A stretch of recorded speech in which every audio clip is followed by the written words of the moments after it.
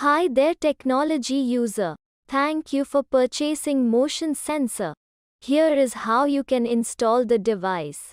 First, let's make sure that you have everything you need to successfully complete the installation. Open the light panel you want to connect with the motion sensor. Identify the wiring inside the light panel. Connect your device, motion sensor. Test the device to ensure that the setup is done correctly. Step 1. Get ready to install. Collect all the tools required for the installation. For this, you will need a screwdriver, tester and pliers. Now identify the light you want to connect with the motion sensor. Also, make sure that you have a neutral wire inside the panel. A neutral connection is mandatory for the motion sensor. In the absence of the neutral wire, please draw a neutral wire from the nearest point, otherwise, the installation cannot be completed. Installation requires handling high voltage wiring. Follow the instructions carefully to avoid any injury.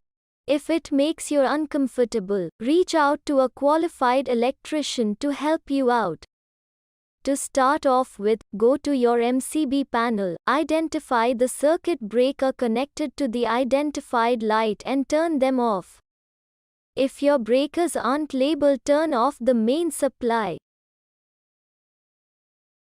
Now let's get to step 2. Open the light panel. Now that your power is off, now you can safely open the light panel using a screwdriver. Alright. Now that the light panel is open, let's get to step 3, identifying all the wires in it. Phase wire is usually red in color. The neutral wire is the black wire, it is almost always black in color. Now let's get to step 4, connecting the device. On the device, you can see the positions marked as L1, N and L. L1 refers to the load wire point, wire present in the color red. N refers to the neutral wire point, wire present in color blue. L refers to phase wire point, wire present in color brown. Open the motion sensor wall plate and run the wires through the plate or connect it directly to the motion sensor.